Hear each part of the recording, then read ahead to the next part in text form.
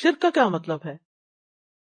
اللہ کے ساتھ ایک یا ایک سے زیادہ کوئی ہمسر برابر کا ند یا شریک بنانا، جیسے عبادات میں، قربانی میں، مدد طلب کرنے میں، شفاعت میں، یا دعا کی قبولیت میں، یا ربوبیت میں اللہ کے ساتھ کسی کو شریک کرنا، یعنی اللہ کے سوا کسی اور کی عبادت کرنا یا اس کو اپنا حاجت روا مشکل کشا سمجھنا۔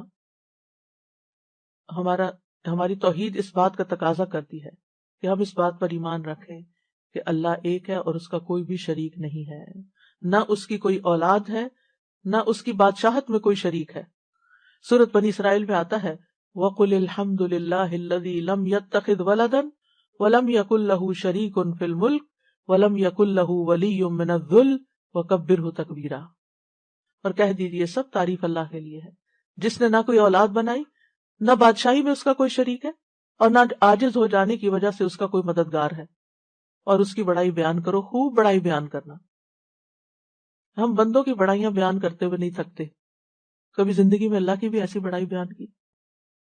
اپنے آپ سے ہمیں پوچھنا چاہیے۔ تو توحید کیا ہے؟ صرف اللہ کی بڑائی بیان کرنا۔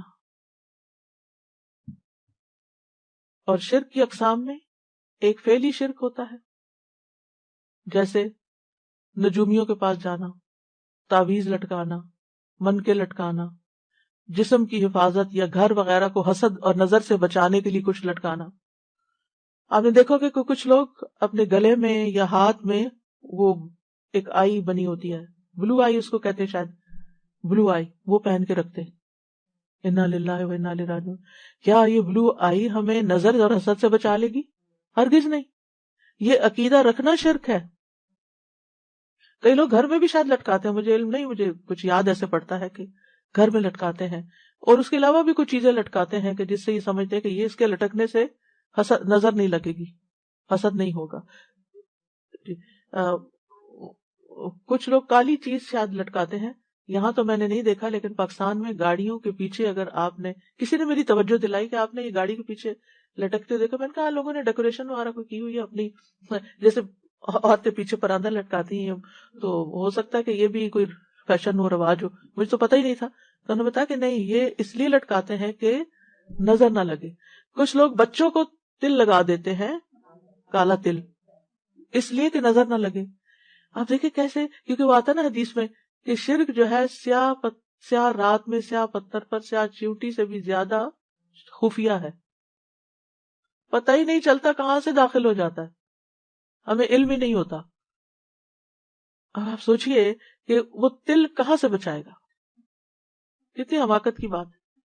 لیکن میرا خیال ہے اتنی اکثریت میں یہ چیز ہے، بہت دفعہ اپنے آس پاس بھی یہ چیز دیکھی، اور میں سمجھتی تھی جو خوبصورتی کے لیے لگاتے ہیں۔ جی کڑے پہنتے ہیں، ایگزیکٹلی، منکے پہنتے ہیں، ہاتھوں میں کڑے پہنتے ہیں، دھاگے لٹکاتے ہیں، انگوٹھیاں کچھ ایسی پہنتے ہیں کہ جن کے بارے میں یہ تصور ہوتا ہے کہ سلیمانی انگوٹھی ہے شاید، کلر چینج، ہاں، بازو پہ کچھ باندھتے ہیں، جی۔ تو یہ ساری چیزیں کیا ہیں؟ یہ من گھڑت عقیدے ہیں، خود سے ہی گھڑ لیا ہم نے، توہمات ہیں، سپرسٹیشنز ہیں، ان کی کوئی حقیقت نہیں ہے، اور اس کے پیچھے ہم اپنا دین ایمان خراب کر رہے ہیں۔ تو ہمیں یہ جاننے اور سیکھنے کی ضرورت ہے کہ یہ شرکیہ افعال ہیں۔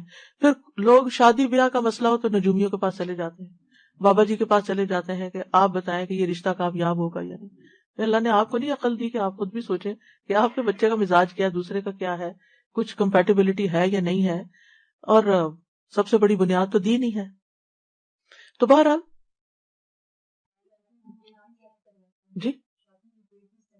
جی شادی کی ڈیٹ ان سے سیٹ کرواتے ہیں، یہ نہیں دیکھتے کہ بھئی اپنے رشتہ داروں کو یا خود اپنے کو یا کسی کو کیا سوٹ کرتا ہے کیا نہیں، ان لوگوں سے سیٹ کراتے ہیں۔ پھر اسی طرح کچھ لوگ اپنی حاجتیں اور مقصد پورا کرنے کے لیے قبروں پہ جاتے ہیں، قبروں پہ ہاتھ پھیرتے ہیں، ان کا طواف کرتے ہیں، کچھ ان کو چومتے ہیں جا کے در و دیوار کو، کچھ وہاں جا کے سجدہ بھی کر دیتے ہیں، یہ بھی شرک ہے۔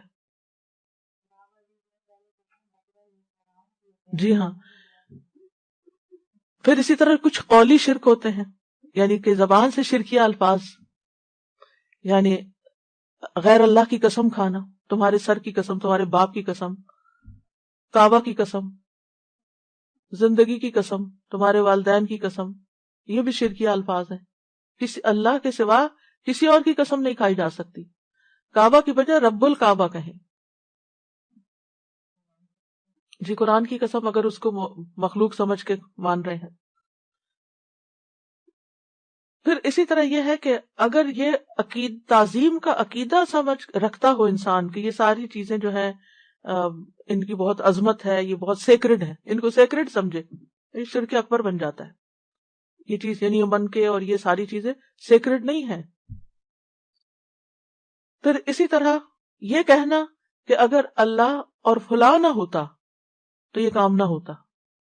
اللہ اور فلاں، اللہ کے ساتھ اور کو ملا دیا، شرک ہو گیا. یا آپ نے اللہ کے ساتھ اور کو شریک کر لی، اور کہاں سے آ گیا؟ آپ یوں کہہ سکتے ہیں کہ سارا فضل اللہ کا ہے، اللہ نے وسیلہ بنایا، اللہ نے آپ کو وسیلہ بنا دیا. طاقت اللہ کی ہے، اس نے سبب، کیونکہ سبب اختیار کرنا شرک نہیں ہے، تو اللہ نے کسی کو سبب بنا دیا. اسی طرح جو اللہ چاہے اور آپ چاہیں، نو وے، شرک ہے. جو اللہ چاہے، ما شاء اللہ کان، یہ تھوڑی کہتے ہیں ما شاء اللہ و ما شئت وہ ہو جائے گا، نہیں، جو اللہ چاہے گا بس وہ ہوگا. تو اس طرح اللہ سبحانہ و تعالیٰ اور غیر اللہ کے درمیان برابری کرنا جائز نہیں.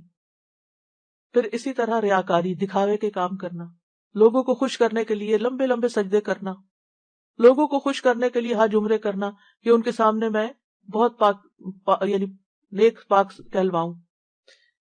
پھر اسی طرح نحوست پکڑنا، کسی انسان کو منحوس سمجھنا، پرندوں سے نحوست پکڑنا، بلی سے نحوست پکڑنا.